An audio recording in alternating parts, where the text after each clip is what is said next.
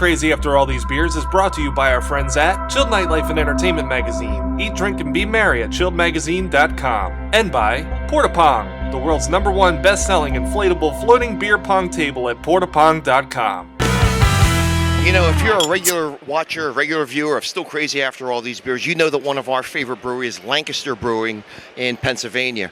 And we've talked with John Franz so many times. Well, now we've got the head brewer, and this is Bill Moore. Bill, I've known you many, many years. How you doing? We go way back in the craft beer industry and stuff. It's been years. I don't want to admit to how many it's been. That's for sure. I think the gray on both of us show we've been around. You've managed to retain your hair. Mine is always on the floor each morning. The reason why we're here is to talk about your beer. And this is the brand new offering from Lancaster. Tell us how this came about. It's called Shoo-Fly Porter? Yes, it's a Shoo-Fly Porter. Actually, John France, the fellow you mentioned earlier, our sales manager and vice president, and I were at the Great American Beer Fest this year. And one of our wholesalers, Stockertown Beverage, has a good customer, Capone's, down in East Norton, Pennsylvania, and Matt Capone was there.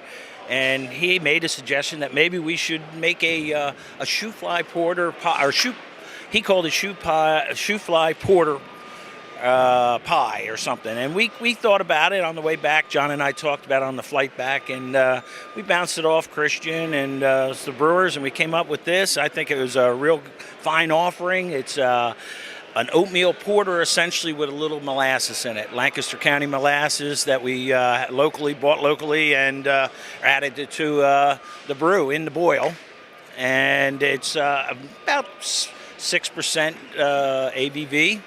Easy drinking, smooth. I think the molasses is there. It's a hint of molasses, but it's not overpowering. Well, smooth is really the operative. It goes down very, very easily, 6% alcohol by volume. And I was saying earlier, boy, I put a nice little grilled dish next to this thing, and I think you got a home run there, huh? Absolutely, absolutely. I think it matches up well with a lot of different styles of food. So it's been real well for us. It was a one-off limited, or the Lancaster Limited series, and that's something brand new for the brewery too. That is, actually. We've been out pushing our 4-year rounds for so long, and then we also bottle 3 seasonals throughout the year. But for the brewers to have a little fun and try something different, our first offering was a Belgian triple. This is the second offering, and we don't know where we're going yet with the third. That's okay. It's just take that road. Who knows? Maybe another one of the tavern owners will suggest something to us, and we'll be making something that he suggests. So I think it went well. This is a great offering, I think, for us, and it shows the Shoo-Fly kind of gets us back to the little Lancaster roots type thing too, and that's what appealed to us about it. Okay, I wish I had made that suggestion, because knowing John, I maybe would have had 15% of the company by now. Well, we did offer it and released it. The official release of the beer was at Capone's restaurant, and it was only 5 weeks ago maybe that we actually released the beer. And Matt was gracious to let us do it there, and it was his suggestion, and I think a very good one at that. Well, I'll tell you, John Franz has been raving about the possibilities of this beer long before it came out, and this is my first sampling. Just tried it a couple minutes before we went on the air, and it is really a nice beer. I got to applaud you on that. Thank you. Really, it goes back to the other guys in the brew house, Troy and Dale.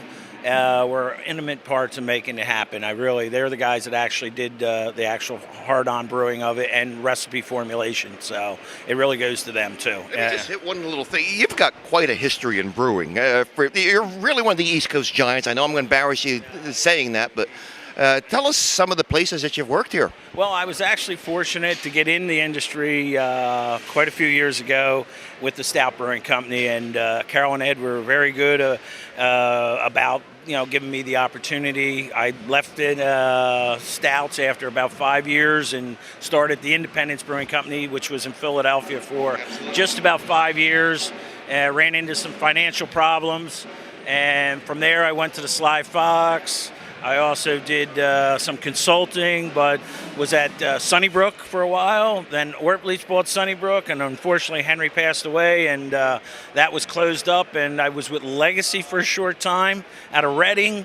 But you can't keep a job? Yeah, I can't keep a job. I don't understand. And then I got the call from Christian and John, and they said, "Hey, I think we could use you some of your talents out here in Lancaster," and that It's a little over 3.5 years ago. And they said it wouldn't work, right? And I didn't think it would. I didn't think I want to drive there. Well, that's true. And I always thought of you with lagers. You're a real lager guy. I am, and to please me, we did first year I was there. We did the Franklin Fest, Right, exactly. and it coincided with Ben Franklin's 300th birthday, so that was a good stepping stone. We still do produce the fest beer, but also we make a Pilsner that a lot of people don't know about, and we make a Lightning Lager, which is a nice, easy drinking lager. And then our double bock, and we slip a few, our spring bock, we slip a few lagers in to help keep me happy. That's a good point. That's very interesting because anymore you're seeing breweries are coming out with lines of special one-off beers, seasonal beers. That's really, it kind of sustains interest for you as a brewer. And for the public, it gives them something to look forward to. Right. And it's a good way for us to have a little fun.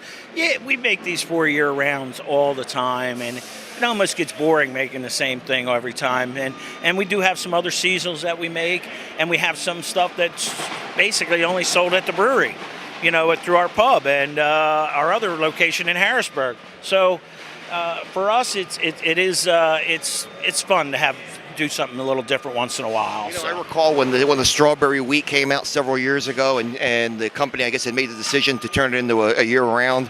I had some questions at first. Well, guess what? I was wrong, and that's why I'm not on the payroll. Well, I would have never thought that either. I remember early on the strawberry wheat coming about. It has its place, but I'll tell you what, I work a lot of festivals, and it's not just the little girls drinking the strawberry wheat. It's the big burly guys out there drinking it, and it's probably maybe a good stepping stone beer for people that never had craft beer. It's not too offensive. The flavor's a hint of strawberry, not over the top. And I got people who say they don't like beer. That'll taste that and say, yeah, this isn't bad.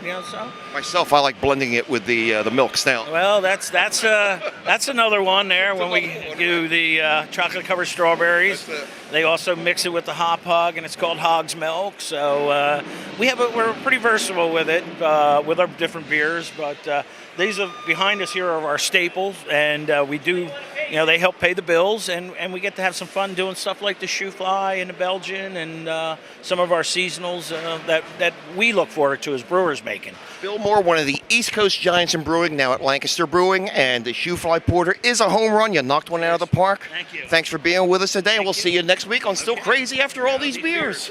That's it. Thank you. Hi, this is Michelle. It's Still Crazy After All These Beers. I just wanted to fill you guys in on how you can connect with us here at the show. One of the ways you can connect with us is to fan us on Facebook, where you can see exclusive behind-the-scenes pictures and videos that you can't get anywhere else. Another way you can connect with us is by going to twitter.com/allthesebeers. Leave any questions, comments, or suggestions for our show. Send us a tweet. Hey there, beer lovers. Did you know you could also check us out in high definition at allthesebeers.com? Or if you're on the go and have an iPhone, see any episode by pulling out your phone and visiting allthesebeers.com.